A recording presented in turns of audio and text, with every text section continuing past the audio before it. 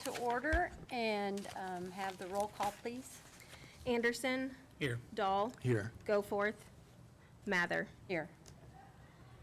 Okay, we got enough here for a quorum, so we'll go on with the agenda, and the second one on the agenda is public comments.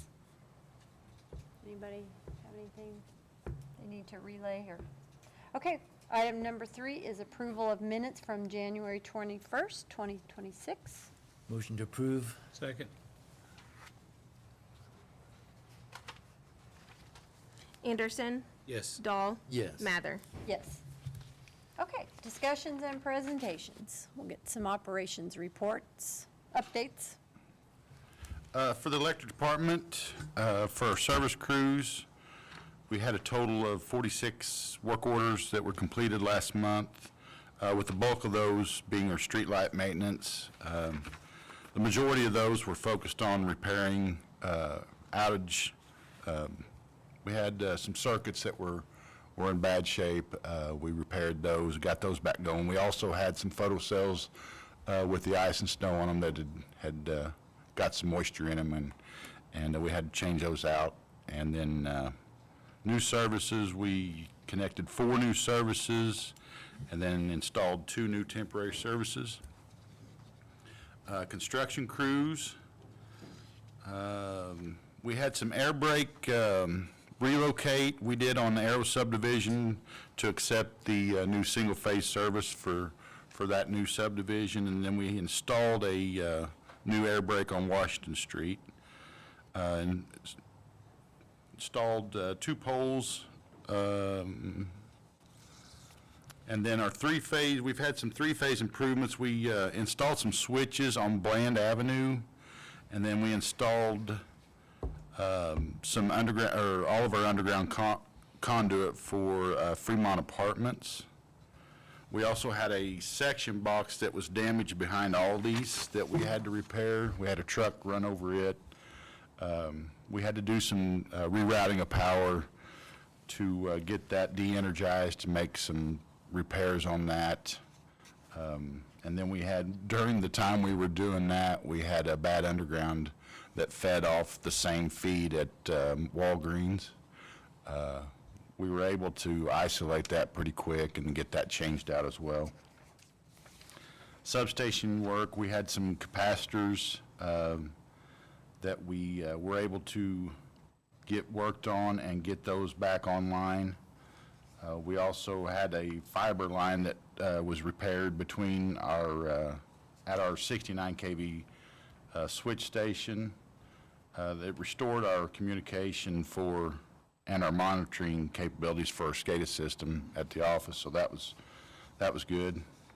And then for next week, we're going to install our capacitor bank current sensors.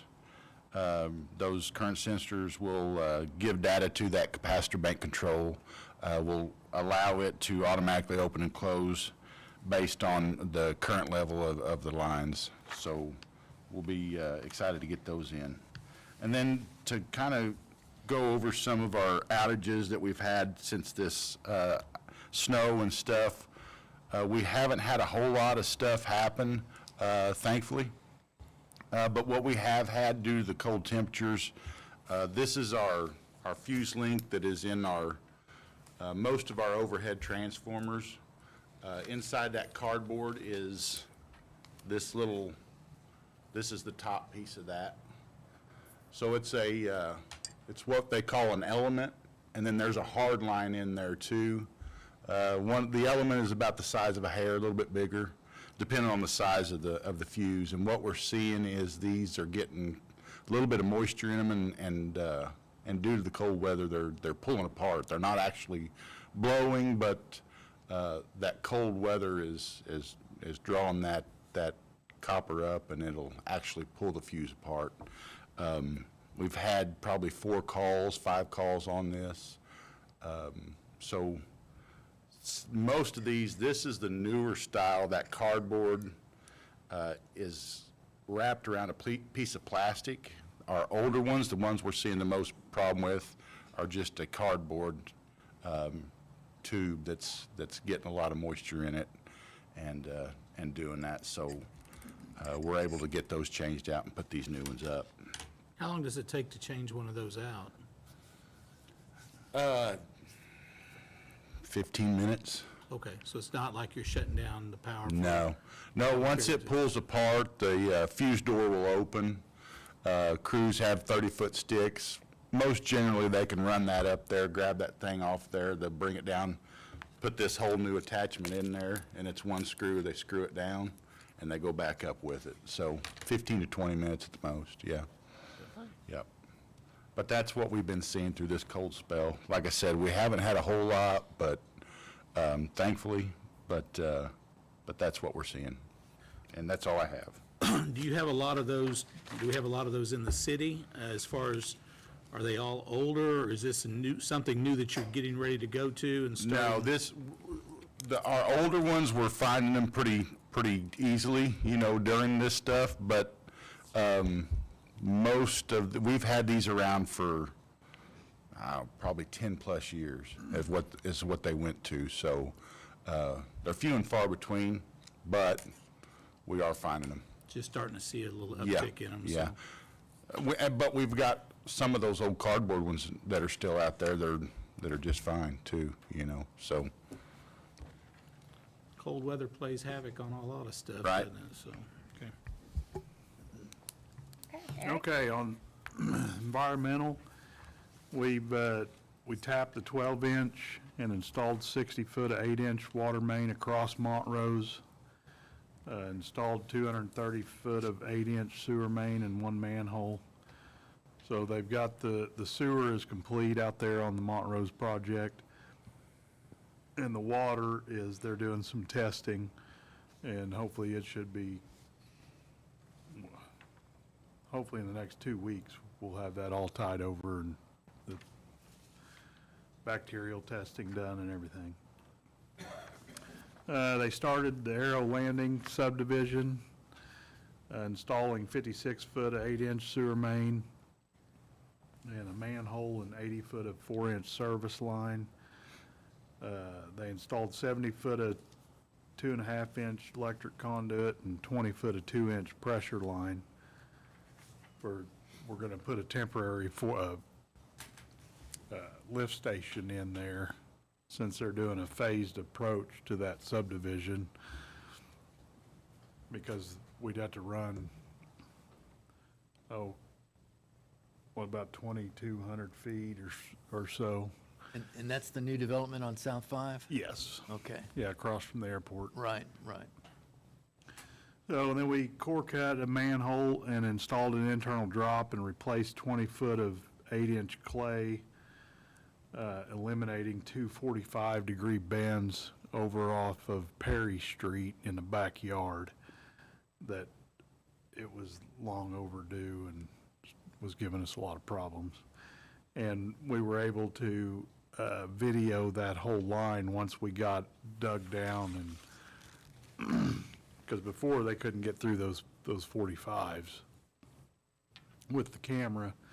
And they did a condition assessment on that line, and we should be able to CIPP that, basically put a liner in that, trenchless repair, because there's a bunch of sheds and stuff on top of that sewer line. So we should be able to, when the time comes, we'll be able to put a liner in that. They core cut manhole and installed 90-foot of 4-inch sewer line. That was over off of, oh shoot, I don't know why I didn't. Plainview, over in that area. They fixed 7 water leaks. They helped out with snow removal 4 days. The Reeves well it's still out of service. We did some pump tests, and we met with Burns and McDonald yesterday on a Teams meeting and kind of talked to them about what we've got going on with that well. And we're gonna send them the video that we had done, and their guy on staff, the hydrologist, he's gonna look that over and kind of come up with a game plan of what we might be able to do to save that well. So we're still, and then we're also having them look at the south side of the interstate, or the east side, of where potentially we would put a new well. So we'll see what comes of that. They've cleaned a little over 4,000 linear feet of 8-inch pipe. They've inspected 333 manholes, and they completed the year-end reporting at the treatment plant. All the 2025 reports have been submitted and done. That's basically all I've got. We made it through the cold snap really well on the water side. We had more calls this last Sunday than we did through the whole cold snap, because everything